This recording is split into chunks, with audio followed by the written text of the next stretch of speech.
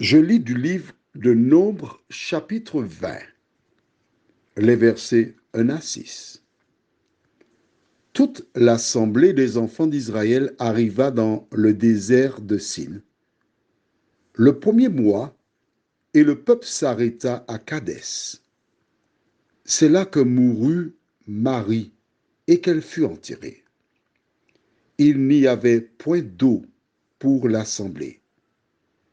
Et l'on se souleva contre Moïse et Aaron. Le peuple chercha querelle à Moïse. Ils dirent, que n'avons-nous expiré quand nos frères expirèrent devant l'Éternel? Pourquoi avez-vous fait venir l'assemblée de l'Éternel dans ce désert pour que nous y mourions, nous et notre bétail? Pourquoi nous avez-vous fait monter hors d'Égypte pour nous amener dans ce méchant lieu? Ce n'est pas un lieu où on puisse semer, et il n'y a ni figuier, ni vigne, ni grenadier, ni de l'eau à boire. Verset 6. Moïse et Aaron s'éloignèrent de l'assemblée pour aller à l'entrée de la tente d'assignation. Ils tombèrent sur leur visage et la gloire de l'Éternel leur apparut.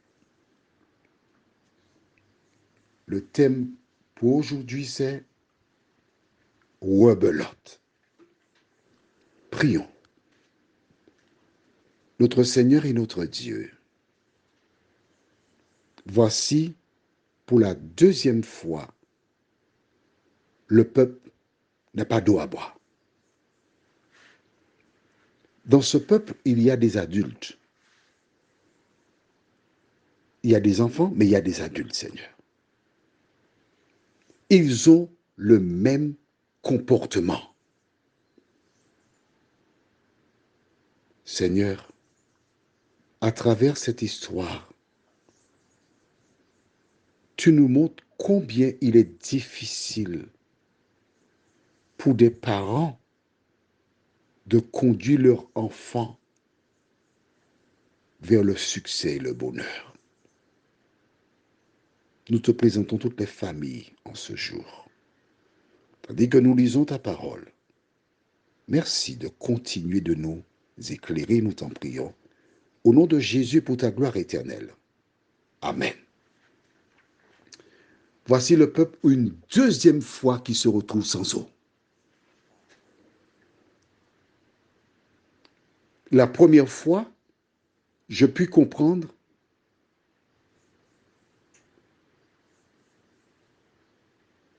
qu'il s'emporte. Il se dirige vers Moïse. Nous avons vu ça hier. Ils sont prêts à le lapider. L'Éternel donne la solution à Moïse. Il a foi. Il la connaisse. Qu'ont-ils à faire?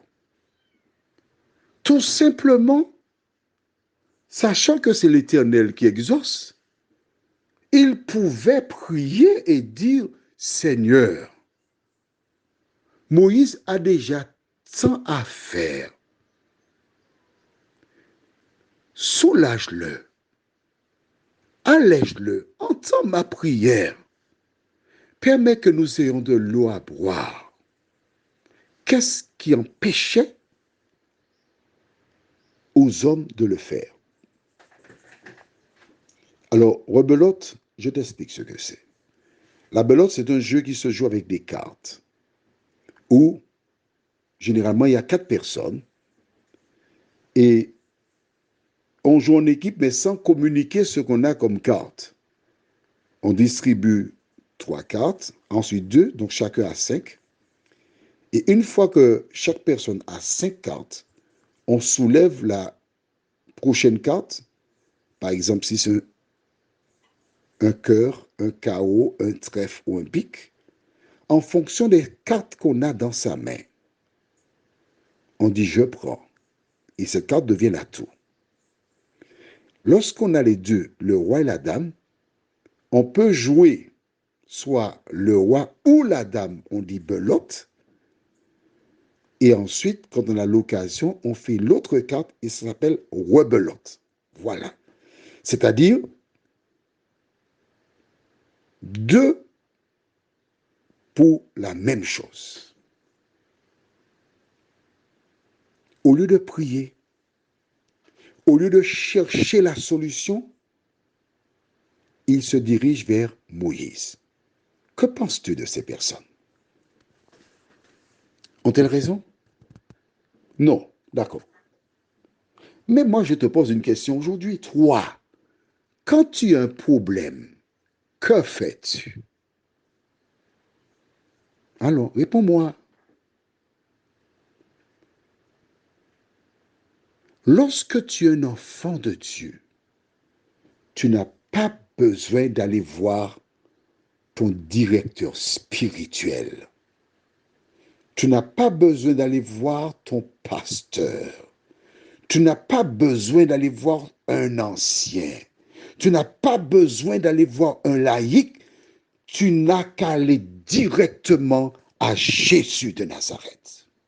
Mais oui, l'attitude de ce peuple, c'est la même chose que beaucoup de femmes et d'hommes font aujourd'hui. Ils sont des agents que le diable utilise pour miner, détruire ceux qui devaient les conduire vers la Canaan. Le même diable utilise des enfants pour se révolter contre leurs parents. Le même diable. Le même diable. Prions. Seigneur, en regardant l'attitude de ces hommes, nous agissons comme eux parfois. Nous sommes lâches. Au lieu de voir les personnes concernées, on veut aller voir quelqu'un d'autre pour que la personne aille voir la personne. Seigneur, aide-nous à compter de ce moment précis, face aux difficultés, aux soucis, aux problèmes. Trouver la solution par toi, en toi, par la prière. Aide-nous à avoir ce réflexe, que ce soit notre manière de vivre, et qu'ainsi nous puissions montrer aux autres générations comment ils doivent toujours se tourner vers toi. Merci de nous entendre, nous t'en prions. Au nom de Jésus pour ta gloire éternelle. Amen. Je te souhaite une bonne journée sous le regard de Dieu.